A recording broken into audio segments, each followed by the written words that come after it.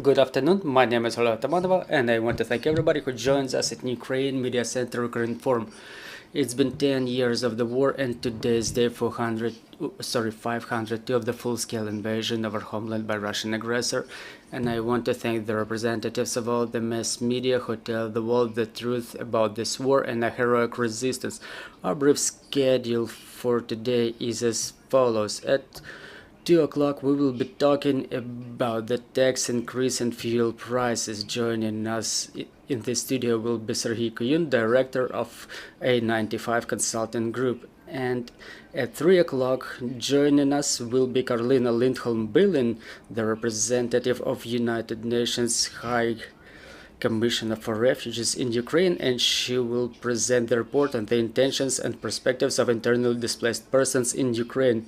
And joining us right now is Denis Marchuk, Deputy Chairman of the Ukrainian Agrarian Council, and we will talk about the operation of the grain corridor and the current situation in our agrarian sector. So, Mr. Denis, good afternoon. Let's talk about the grain corridor. Is the matter of concern to everybody. There is information that there are certain achievements, certain agreements that were achieved about its further operation. Good afternoon.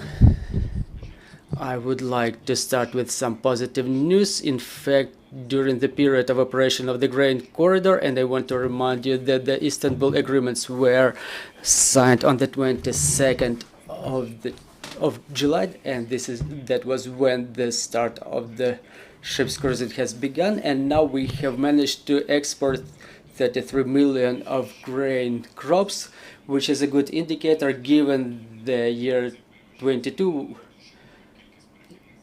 the year of the full-scale invasion, of the beginning of the full-scale invasion, was the year when we had a lot of reserve, which resulted in a number of the agrarians sitting on their grain without possibility to export it. Thanks to the grain initiative, it was done with complications. We know that during the operation of the grain initiative we were facing a number of obstacles created by Russian Federation. The aggressor country continues doing so, and de facto we have suspension of operation of the grain corridor. Since June, the ships do not enter the territory of Ukraine through Bosphorus Strait, so within those days the ships that were located in the ports could finalize the loading, and for the time being nothing is happening now. However, de jure we have the extension of the grain deal until the 18th of July this year, so the activities of all the ministries and President of Ukraine were aimed at arrangement of operation or the extension of the grain deal. So the presidents of Ukraine and Turkey had this negotiation, which kind of raises some good expectations, because when the inspections were suspended, Turkey did not react significantly. We understand they had a presidential and parliamentary elections campaign. Erdogan is going back to his agenda in terms of his foreign relations, and we perceive it quite optimistically that the grain deal is getting back on the agenda. What we also want to emphasize that after the 18th of July we won't see some active phase of extension of this Istanbul agreements, because the months of July and August will be months of negotiation, because according to the statements of the president of Turkey, he would like to have negotiations, personal negotiations with the aggressor country leader President Putin. There is no still date for such negotiations, which are about to take place in Istanbul, but within the months of July and August there will be no exports from the ports of Odessa. What will happen next? I hope that should they even not achieve any agreement, the grain deal will continue operating just like it did during the time of withdrawal of Russia from the grain deal back in November. The ships were continuing their operation upon the agreement of United Nations, Turkey and Ukraine, and now Ukraine is the guarantor of the passage of the commercial vessels in our territorial waters. We started the commercial insurance for the commercial vessels, more than 500 million hryvnias 20 billion hryvnias, which equal to $500 million, which will be another insurance instrument to ensure the security and safety of the vessel's operation in territorial waters of Ukraine. And we got confirmation from Turkey that they can guarantee the passage through the corridor all the way until the Bosphor with the support of their armed forces, their navy, which gives quite an optimistic outlook for the export of Ukrainian agricultural products. Mr. Denis, you mentioned the insurance fund that started its operation already. How did the market react to this news? It reacted positively because I know there are already traders who agreed to send their vessels, which means that apart from the guarantees, those countries also believe in the armed forces of Ukraine too, because without the armed forces of Ukraine, such maneuvers and the option or insurance of passage of the ships through the Ukrainian territorial waters would be impossible. And now Ukrainian armed forces take additional efforts to ensure the passage of additional number of vessels through the corridor, but we will find out more details about the statement by the Commander-in-Chief. We remember that Black Sea Grain Initiative became possible after the liberation of the Snake Island by the armed forces of Ukraine and the extension of Istanbul agreements this year, or in fact not Istanbul agreements but exports by the Black Sea. It only will be possible with the support of the armed forces of Ukraine. Again, well, you said that after July 18 we will be expecting for a pause that may be extended, that may be lengthy. What will be the consequences of such pause for our agrarians and for the market in general? Well, it may result in growth of prices. UN already says so. I want to remind you that with the beginning of the exports from the territory of Ukraine, the prices in the world fell about 24%, which was possible thanks to the export of Ukrainian grains. So if Ukrainian products will not come to international markets in timely manner, we should expect for the growth of the food prices, which will be difficult for the poorest countries. And I will remind you, the main markets that require Ukrainian products are the markets of the Middle East, Asia, and Africa. And the concern of United Nations is not unreasonable, because any delay in logistics and lack of possibility to timely deliver the agricultural products will create another challenges with the famine in those countries. So let's talk about the situation in our agrarian sector, what's going on in the borders with the EU. Well, under conditions of blocking of exports through the Black Sea, the solidarity corridors are a potential direction for us, as well as the direction of exports through the ports of Danube. The figures say for themselves. During May, thanks to the operation of the Danube ports, we were able to export about 3 million tons, which is a record indicator.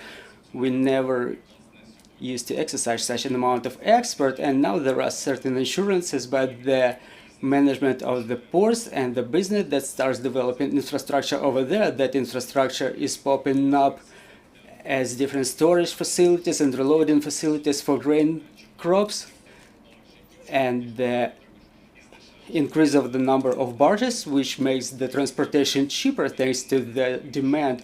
And we may state that for us it's quite a perspective direction of export. From the position of European Commission, which resulted in blocking of our exports to 5 countries of Eastern Europe, Poland, Hungary, Romania, Bulgaria, and Slovakia, well, the transportation was suspended through their roadways, which resulted in the number of about 200 trucks per month, which is a very little number. And after cancellation of this embargo on the 15th of September, those directions will start operating more intensely, which gives us the prospects for exports in combination with seaports in amount of 4 million and a half tons of grain crops of export. But due to the fall of the harvest potential this year, which will reach about 44 million tons, with approximate estimates of 55 million. Using those channels, we will be able to work efficiently and not create additional problems for Ukrainian agrarian manufacturers. Yet another problem is that those logistic ways are quite costly, specifically for Central and Western Europe. I mean, the movement to Bessarabia, to the river ports, because that logistics is a significant fraction in the part of the cost of products. So for all the western regions like Lviv, Ivano-Frankivsk, it's important for them to have our western borders operating, both railways and roadways. In a couple of months we will start the sowing campaign for winter crops, and the western regions should prepare for this. Well, talking about the residues of our last year harvest, do we still have it, and what are the amounts that we still have? Yes, it still exists. And talking about the grain and oil crops, we have about 10 million tons. It's a smaller indicator comparing to year 2022. Back then we had up to 30 million tons. But thanks to the export potential through the Black Sea, first of all, the logistics was operating and our western export directions were operating well, which is a good indicator because almost all of the regions already started harvesting winter crops. More than 1 billion tons are already harvested. We expect the amount of the grain cultures, thanks to the improvement of weather conditions, to grow up to 67 million tons in total. Thank you very much, dear colleagues. If you have any questions, please go ahead. Good afternoon, Anastasia Kravchenko, Ukrinform. My question is as follows. It's about the prices on the internal market of Ukraine. You say that in the global markets the prices are falling, so how do those fluctuations with the grain corridor influence the internal market in Ukraine, when in Ukraine the prices are at least 40% below the market? Because unfortunately the demand in the market,